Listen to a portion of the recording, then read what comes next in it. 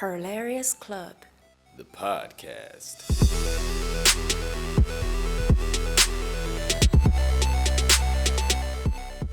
All right, welcome to the Hilarious Podcast. I'm your co-host, Adam Hamilton.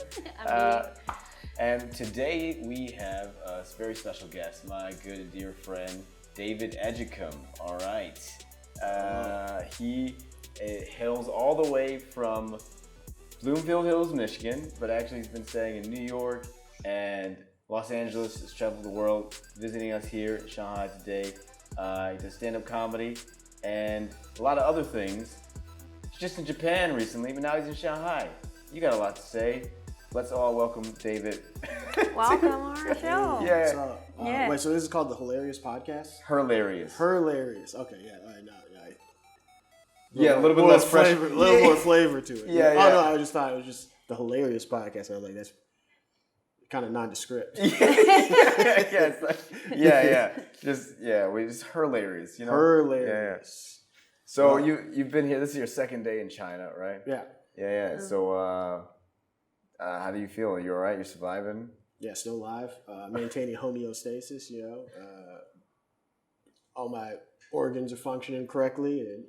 Okay. Keeping the same body temperature, you know? This is how David talks. So, what have you been doing since you came here? Well, I literally came yesterday morning. I've been hanging out with Adam, his friend from back home, Umar, and Umar's mom, and Adam's wife, Sherry. Yeah, that's why I've just been hanging out with them. Yeah. Have you noticed anything shocking? Like, obviously, whenever someone visits a new country for the first time, there might be some sort of culture shocks. Anything that you I would say how they operate with lines is the most shocking thing to me. Like when I was just trying to get off the plane, because I'm used to like when you're trying to get off a plane, everybody just lets the row in front of them go, and so we all just wait our turn. It wasn't like that out here. Yeah. I just had to like cut in front of an old lady to get off because I was like, I got to make a layover. Yeah, right. Okay. So it was chaotic, the lines. Yeah, it was just, just a lot of people it felt like they didn't notice me standing there. But then, you just got to assert yourself and you learned the skills already. That was very fast. Lines, I try to tell them, like, lines are the one of the first things was that, like, you've got to be really aggressive when it comes to any lines. And also, lining up is just a part of life. Whenever there's a line, people they suck it in. You might be in the line for 30 minutes. Yeah. And that's just life. I'm not really an aggressive person, but when I'm waiting in a line, I just like look for the weakest person, try to cut them off. Yeah, I'm not at the bottom anymore. Speaking of that, Adam, how do you translate 抢? Because like, when I came back no, not 抢, that's gun. When I came back from Malaysia, and then all these shopping festivals, everything there for promotion, they're like you have to 抢 before it's sold out. You have to, and then like for example the shopping festivals, like we start at 12 a.m. And then you have to 抢 like everything before. It's like how to say that? I think would it be like because this is the first time I'm hearing this word. As an idea, like the first time you hear? Yeah, it's like so like everything here not line up. She's talking about like describing the emotion of 抢, like having to like 抓住时间 or grab. Yeah, you have to grab. You have to grab something before sold. Before sold.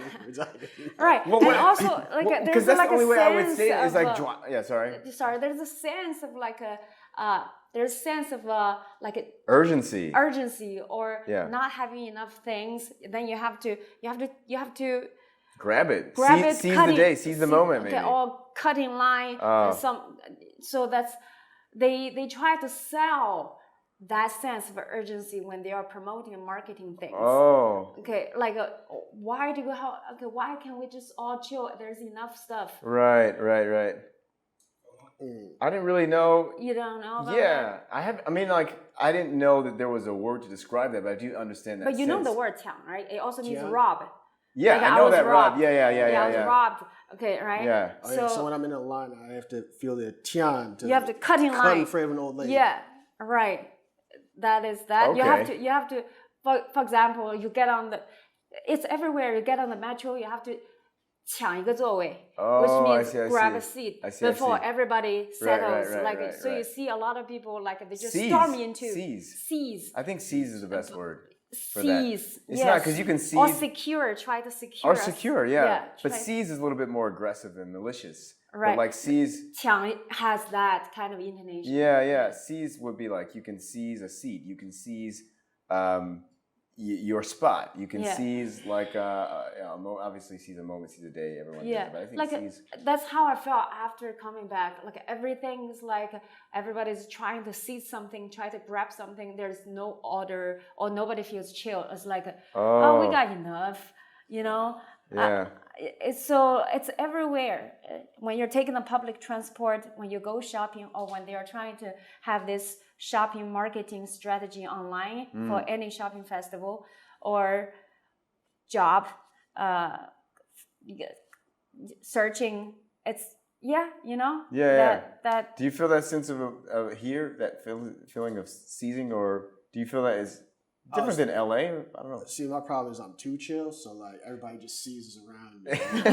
But you don't feel that? You've been here for 10 years. Like anything, you gotta do it before everybody else, has done it. I think I've been feeling that all my life. Right. Just trying to seize everything.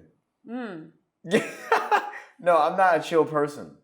Yeah, I'm not really chill. So you're suitable for this kind of I actually mentality. I mean, maybe to a detrimental sense. I wish I could see. I like hanging around people who are chill because I know I'm not chill. I'm a very not chill person. Yeah. So that explains the friendship. Yeah. I mean, most of my friends, all of you all, I feel like are chill people. But I hate seizing and grabbing I know. and competing and then just having that. I hate it too, but I also like competition a lot.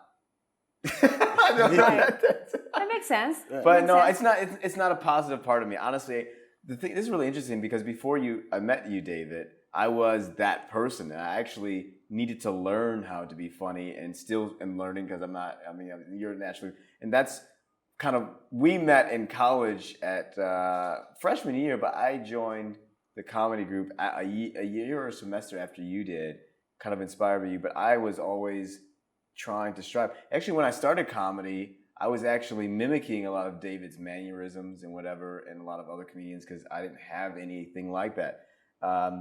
And yeah, I know naturally I'm not that chill person. I've got to be like that, you know. Because when I first met you, it was like a pre-college program. Yeah. And then you were like wearing a suit, and I remember you.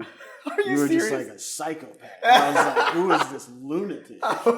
Because I think you gave some speech, and I was like, what is this guy's deal? Oh, yeah, I remember when no one liked me after that. Oh, yeah. I was saying something stupid. Don't repeat it. I was like, whoa, man, what is this guy doing? And I was like, we just got here. We haven't even gone to college yet. Yeah. So he was already talking like Obama. I don't know about that. It wasn't Obama. It was something else. He was on some. I was like, bro, what? No, it was. We were in a large lecture hall. I remember it was very embarrassing in retrospect. Large lecture hall, and then Camille Harris. No, not Camille. Sorry, Camille Charles. Like the Dr. Charles. Yeah. Sorry. There's a professor at. It's a professor at University of Pennsylvania. She was giving a speech, and then she welcomed us to do something, and I had made a comment because it was so stupid in retrospect. I was so naive. Right. And this is the reason why she made me do a work study at the Center for Africana Studies, because she felt I was so not in touch with the Black American experience. Because I remember in that audience hall, we were all there, we're talking about diversity and whatever, and this is so embarrassing. So I stood up and I was like, hey, whatever, we're talking about diversity, but this room itself is not diverse, or something like this. Well, yeah, because it was a program for the Center for Africana Studies for kids who are incoming freshmen to get acclimated to the campus first. So it was like a 2-week. But it was mostly Black people in the program. Yeah, because it wasn't advertised. It wasn't advertised as that. Yeah. And so I'm there. I'm like, you guys preaching diversity and inclusion, but this space isn't inclusive. And then she was like, boy, the whole university isn't exclusive. This space is so you can help you get concluded to the university. So she kind of she made me read like Carter G. Wilson's Miseducation of the Negro. She made me read like a lot of other stuff and then work study. And I just, I'm really thankful to her. But I was that guy seizing the moment, trying to stand out and like make everyone think that was cool. Yeah, because he also said all this while he was in a suit. I remember that. I don't remember if we had to be dressed up for this event or not, but I remember distinctly seeing Adam in a suit saying this stuff to all of his professors at a school we haven't even started yet. So, but that did not stop you guys from becoming friends. You're like, I'm intrigued by this guy. I want to know more about his suit. No, it's more, I'm just not good at making friends, so I take whatever I can get out of here. So I was like, I've seen this guy before. Yeah. Of your friendship. I latched on to David because he's the only one who would talk to me. He was the one who would listen to me. I remember one time we were just talking on the phone for hours. I was like, I didn't even think any much of it. I was like, after like 2 hours, I was like, all right, this is kind of gay. We should probably stop. But I remember we were just, because, I don't know. I remember that. And then we still talked afterwards, but it was very distinct. So how did you guys become close friends? Just hanging out mostly. Because we would go to the dining hall. Yeah, the Commons. Yeah, we eat. And with Cornelius and some other friends. And then comedy, I guess. I mean, once you hang around David, you just want to be around him all the time because he's pretty funny. So what makes men's friendship strong? Is this the topic now, Lynn? Yeah. What makes men's? Yeah, because like you guys been knowing each other for almost 15 years. Can I say that? 15? Maybe 2008. Yeah, so. Oh, yeah. Years, and then you flew all the way to attend the wedding. So that's like, and especially you have lived in 2 continents for such a long time. So like, what makes men's friendship? Because we talk about women's friendship in our first episode. Oh, like, yeah. Me and my friend. Like, what makes guys' friendships This is a strong? good question. I haven't thought about it. I imagine there would be some similar things that is the strength of any relationship. I don't know. But I feel like women have like stronger friendships. Maybe. I don't know. So I feel like they talk about their problems more. Yeah. I feel like They have each other's back. Yeah, most of my male friendships, I'm just like friends with guys because I was like already friends with them. And so it's like my friend Doug, I probably see him like a handful of times a year. There'll be like periods where we just don't talk, and I just call him up, and it's just like we never left. But So you guys don't talk very often. I mean, not on the traditional ways of talking. There's like we're in a group chat. We'll text. Now he's got WeChat. I mean, WeChat. So he texts there, but we're talking a lot more lately because he's here. Okay. But yeah. Like me and my friends that are not in here, like we make like video calls maybe like every one time a week or 2 or some. You actually schedule video calls with them. Not just schedule. You just make a video call, and then if they're not busy, they pick up. And sometimes you talk for hours, and then you keep each other updated about the things you're going through. And also, I wish I did that. I don't do that. I think I know, but this is with my friend from the UK, and then I know like the struggles she has with her work. So basically, very much like in each other's life. Maybe what makes men's friendships is that we don't require each other to keep doing that. We're all struggling internally, and then we'll like just come together while we're falling apart. And just not mention how we're falling apart. Exactly. But when you talk, like what do you talk about? Stuff. Nothing. Random things in general. Sports. Anime. Detroit Lions a lot is what I talk about to my friends. None of them like the Detroit Lions except Adam, kind of, but he doesn't really follow football. I don't really follow, Sometimes we talk about titties. Okay, that's a good topic. Yeah. So then who do you talk to when you have the friend? No, who do you talk to when you have like person? Well, he has a personal. Wife, so okay, probably that. Me, no, you just bury it deep down, and it's like, all right, either I'm gonna die first or my problems. We're gonna see who will outlast who. Right, but even when you have a wife, do you share with all my problems? Yeah, not all of them, but most of them. Yeah. Yeah, but I think I don't have a lot of problems. There's not much to share. Yeah. Oh, that's good. Well, I mean, I have some problems. I have new problems now. I have married person problems. Like things are let me take that back. I obviously have problems, right? I said that in a joking way, but like there's new problems that arise when you share your life with someone, right? Because, or whatever, which are good, you know, and then you're growing from that way. But like other like existential problems I would have, whether or not you're within anyone, I think I just deal with those like I would normally deal with them if I knew that person or not. Like I'm not going to rely on my wife Sherry for my problems that I had before. You know what I mean? In terms of like the problems of, aspirations or whatever. But maybe there's some DC problems I wasn't aware of, such as like impatience, or maybe there was like speaking aggressively. These things like this are things that still are problems that are being made aware that I can improve on. But in terms of like things like a never-ending feeling of inadequacy, like I don't have Sherry. She doesn't help me with that. You know what I mean? Or wanting to attain some things. You know what I mean? So yeah. But I'm definitely like, I don't seek David for that's not the core of our relationship. I think it's just like I don't know. I feel like once you try to label these things, then it tarnishes the value of it. You know what I mean? You don't try to label. I find that defining something is hard because then you are essentially indirectly saying what it's not. Yeah. When you define it, and I don't know, I couldn't really say put a definition on as to the things, because then I have to measure this bond or this relationship, and that feels wrong. So everything is just natural. Yeah, you feel like talking, you talk, and you want to talk about titties, you talk about titties. Yeah. Otherwise, you can talk about butt stuff. Like last night, he was asking me, "Hey, where to find all these big butts?" Oh yeah, I'm like, Dai, no. Pigu. How do you say where? 在哪里? Or Zanar. Zanar. Oh, that was pretty Pigu Zanar. accurate. Da Pigu. Pigu. Well, actually, I don't know. What is it? Yeah, it's correct. I don't want to say it. Is it weird to say?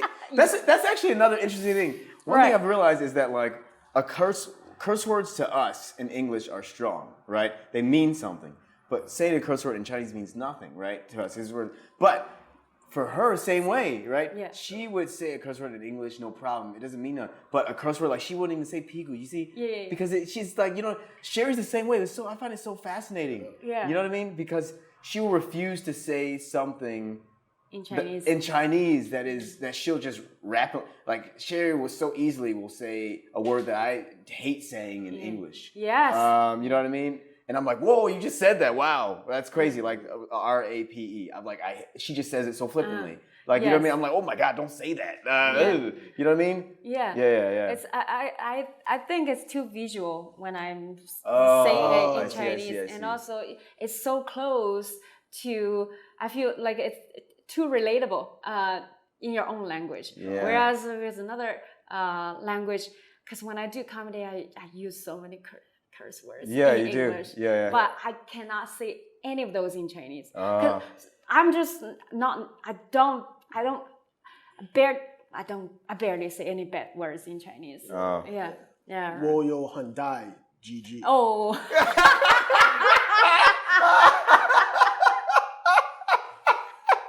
It's the only sentence I know. You're gonna go viral. Ladies and guys, you want to sign up for this? It's brand new in town. Yeah, what I was interested in is when she said that when you say a swear word, it's very visual. So I want to understand visualizing. So this is the first time you learn something in Chinese. Yeah, you taught me that in college. Yeah. Oh, and you remembered. Yeah, well, that's I just want to tell you that there's no big butt in China. But there's like 1 billion people. Yeah, but just no big butts. Not one? Just statistically, that's impossible. I would say. I think even what people consider to be big butts are not big butts, actually. No. But just numbers wise, I'm just saying. No, genetically, we are not constructed that way. Yeah, I would agree. I would agree on that. Yeah, unless you are fat and every part is big, but still not that kind of size. You know what I'm saying? Not like there's no. I mean, I know Kim Kardashian's butt is fake, but there's not even people that have half of that butt naturally in here. It's just genetically, biologically, we're just not built that way. Well, I think I'll just have to check out all the provinces. One by one. Or maybe if you check out some different ethnic groups. Like Uyghurs. Yeah. Yeah, in Xinjiang. Right. Yeah. They got the... What? Uyghurs They got because they're like He's really excited. they probably have them. So I gotta go west, head west. Yeah, all the way to the west. Yeah. It'd be like 5 will heads west. Yeah, you probably have to take a plane for about 6-7 hours. Really? That Yeah, far? almost. Jesus. Yeah, out of the country, right? This is a big country. Yeah. All right. So big butt is your thing? It's a funny thing to ask people how to say in any language. I mean, right. Did you learn? I take what I can get out of it. Did you learn it? You can get Whatever like how you make friends. Yeah, that's how I make friends and relationships. That's David. Whatever I can get, bro. All right. So you're based in LA.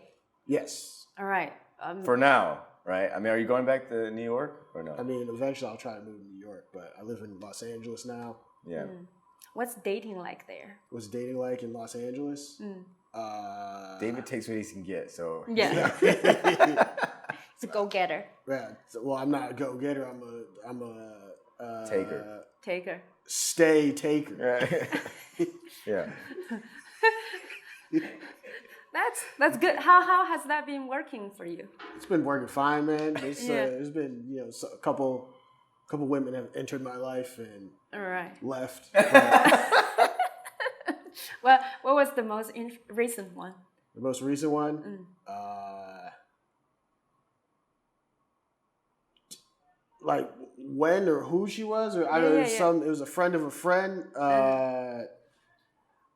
She's alright, Okay. I didn't have How do people know new people? How do you know?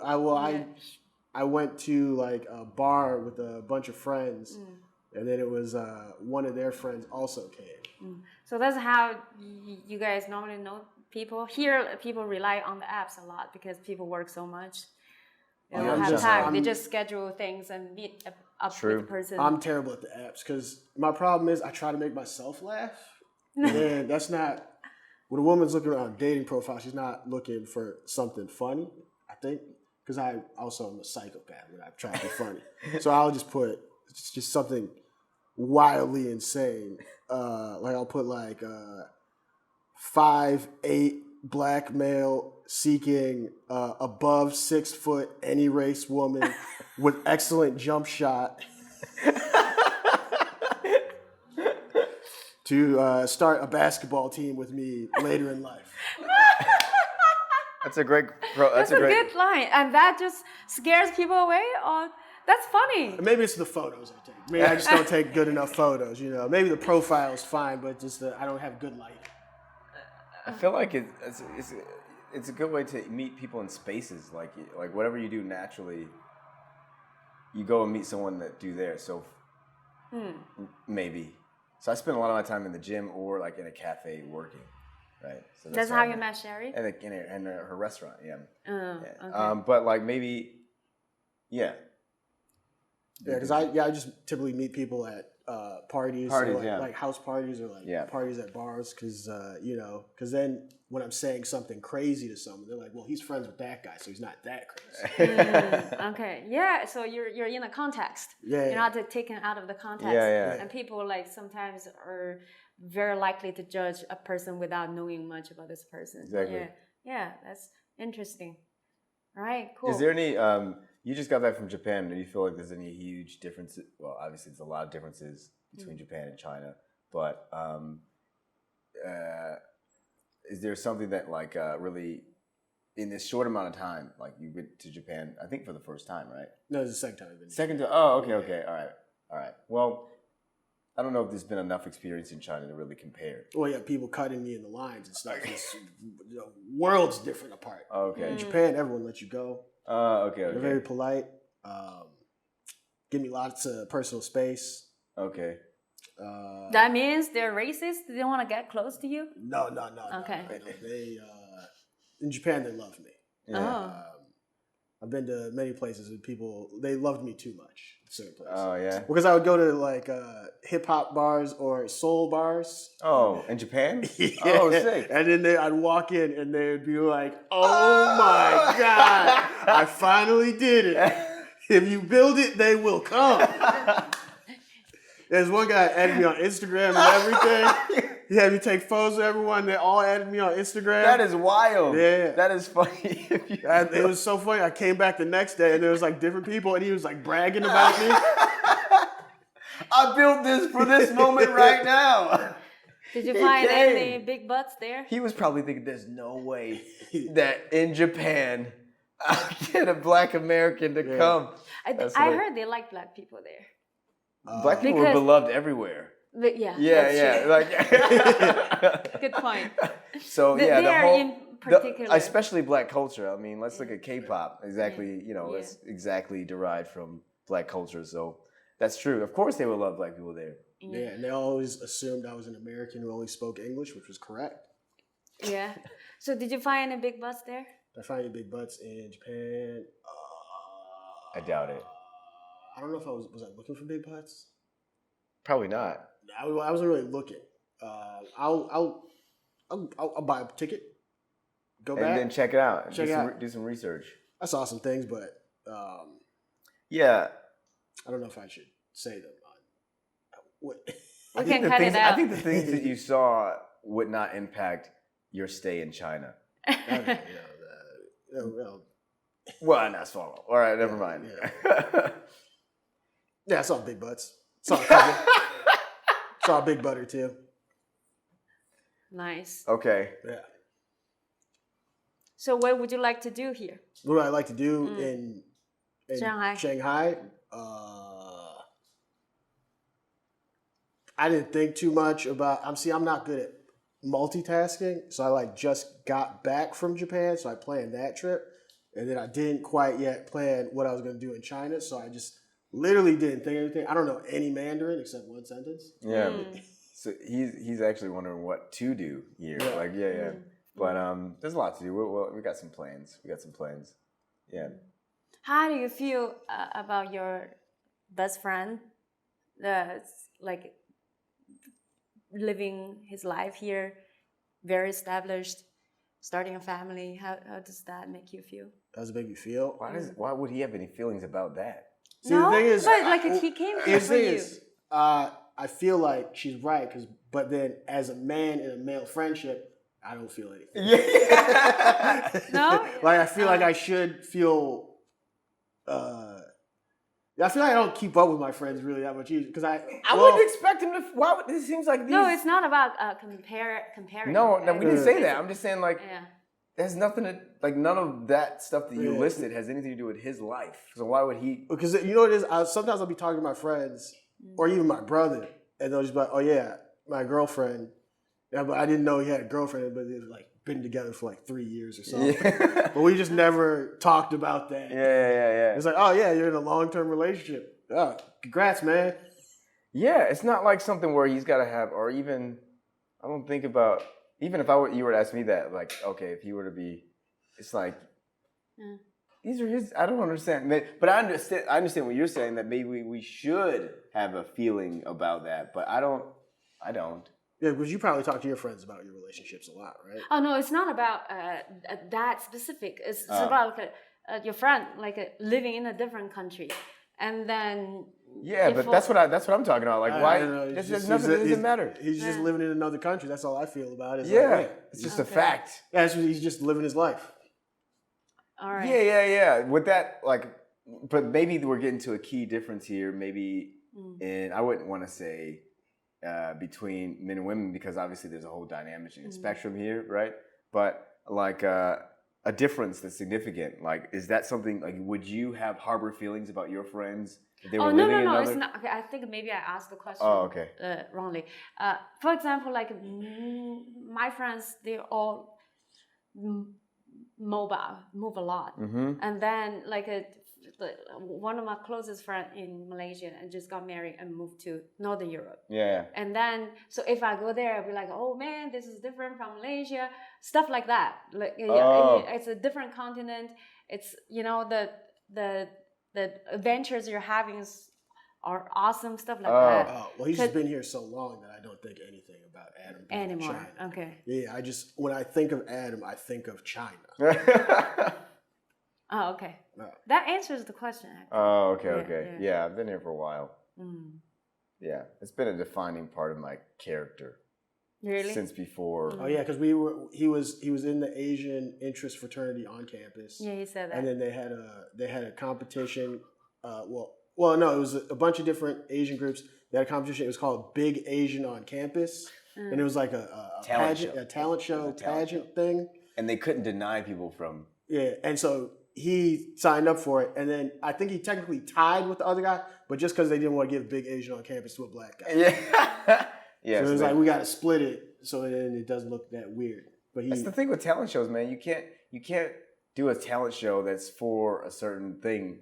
You can't like deny other people interests. It's like it's very biased. It's an interesting sort of like cultural or ethical issue.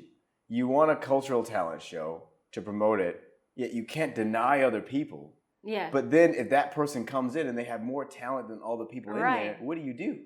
So I think it's actually quite interesting. Yeah, so he says he's more talented than all the Asians at university. At that time.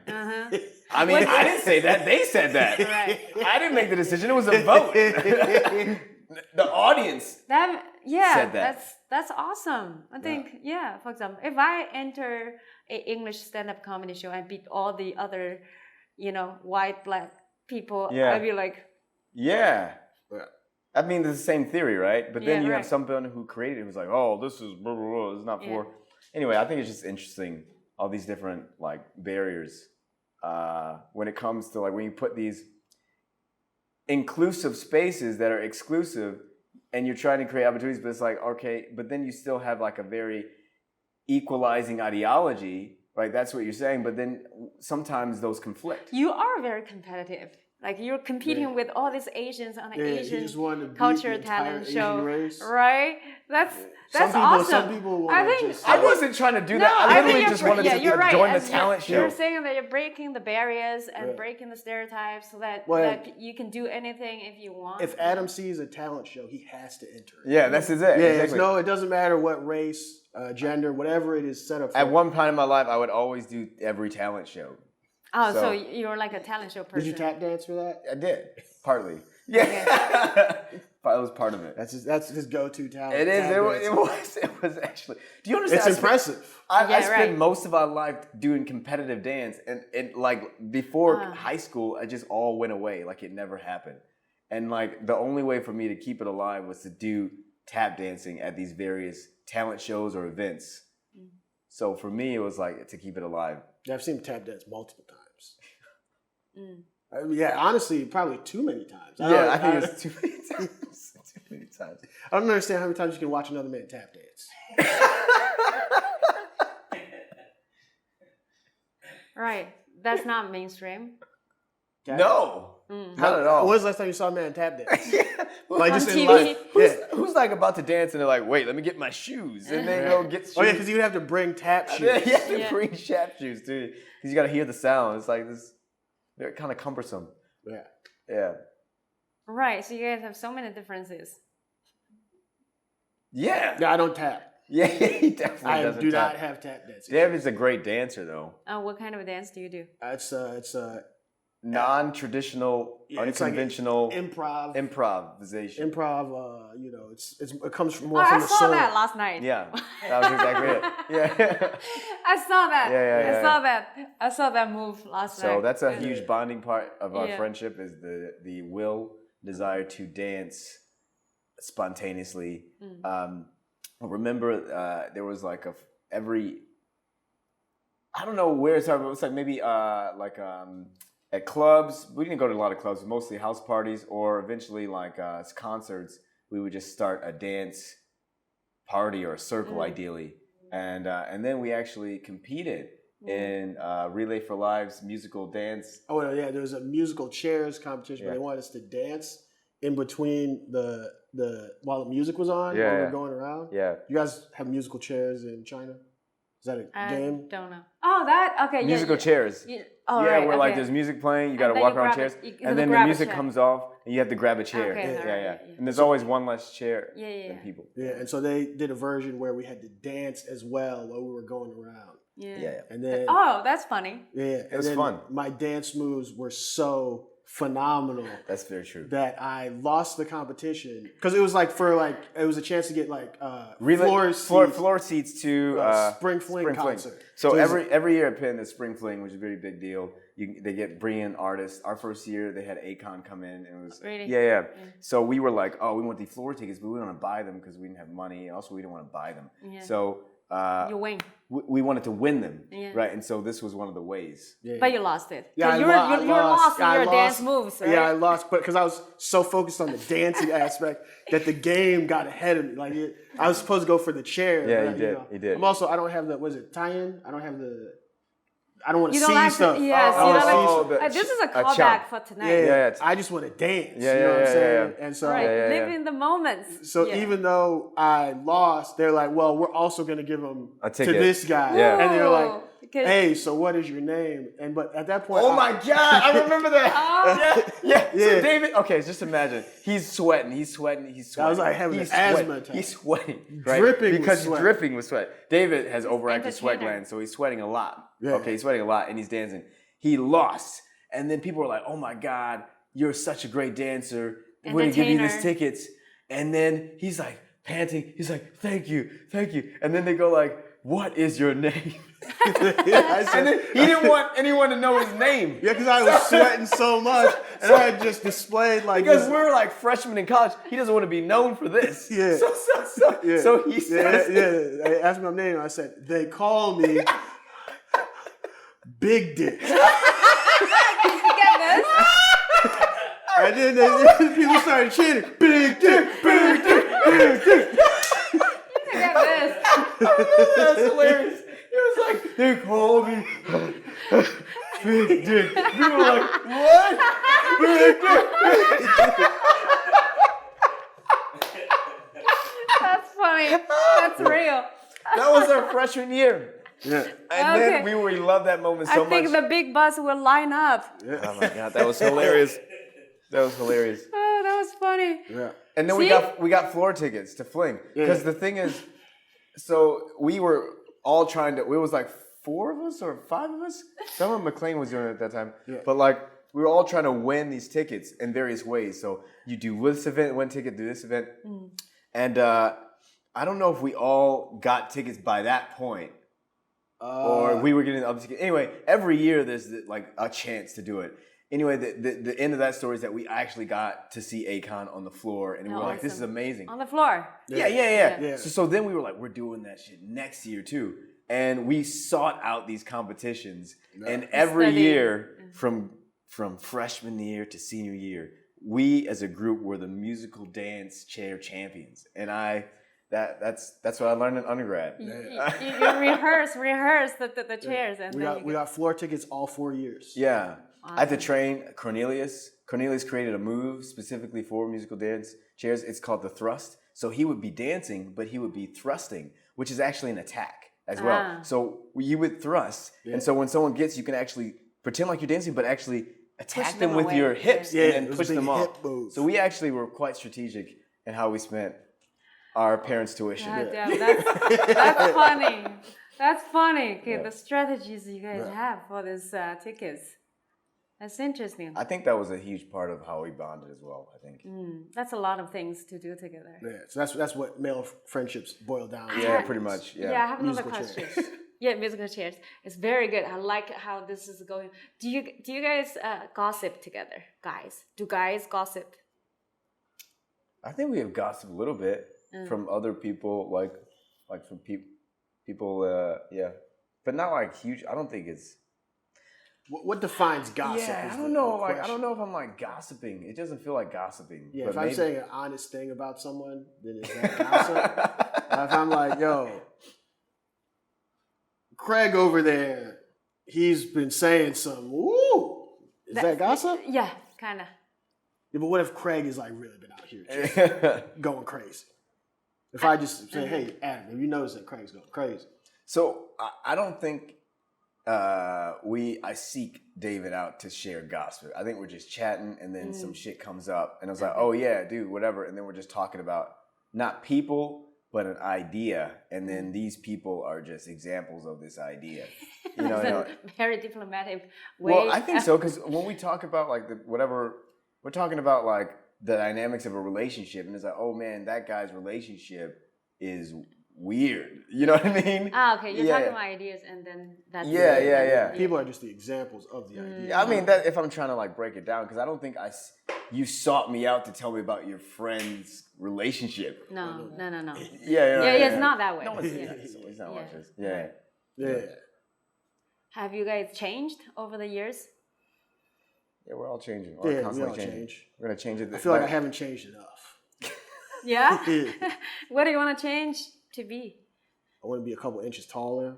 No, I'm just kidding. I'm fine with the height I am. But when I went to the doctor, because I had been thinking I was 5'9", 5 feet 9 inches. I go by imperial, not metric. Then the doctor told me, they measured me for the first time, because I hadn't been to the doctor in years, and they told me I was 5'8".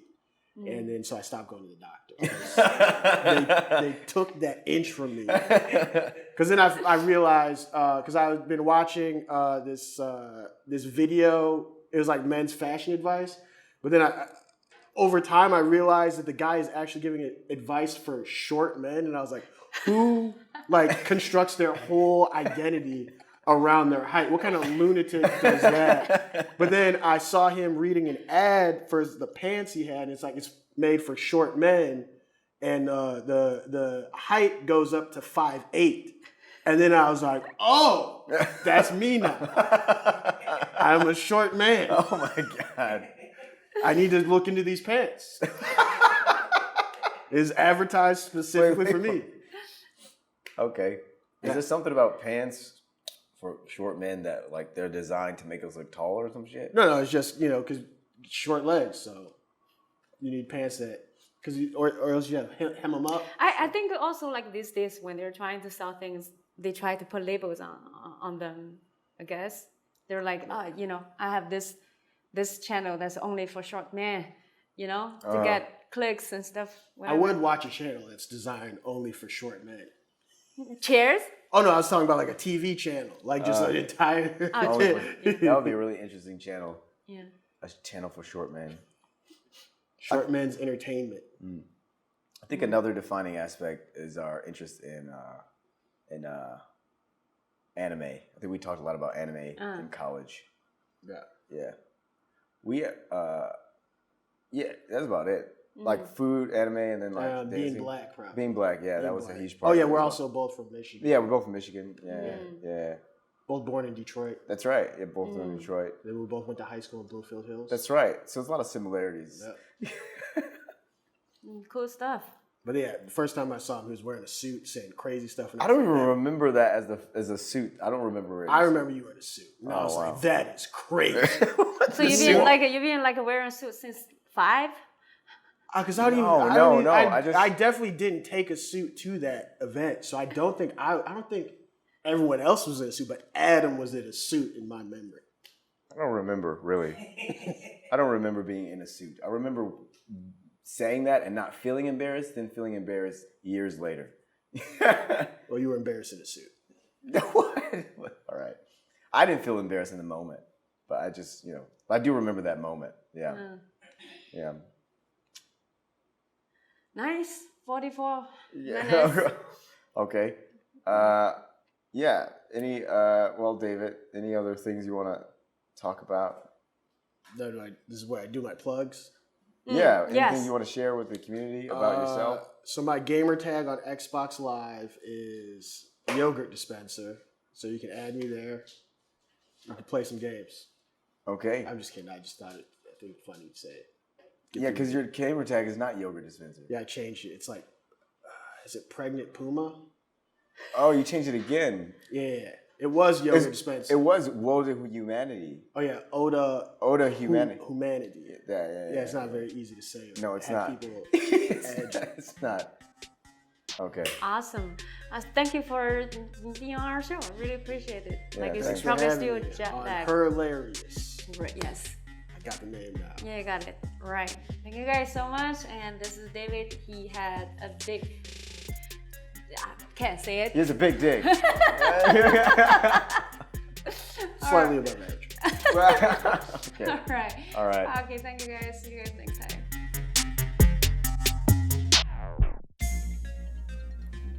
Thanks for watching. Okay, all right, stop. Listen, really appreciate you watching. Like, subscribe, share, download, do whatever you can. Let people know that, hey, there's this really cool podcast with, foreigners and Chinese people about China and life. So, you know what the deal is. I'm Adam, and please, I love you. I do.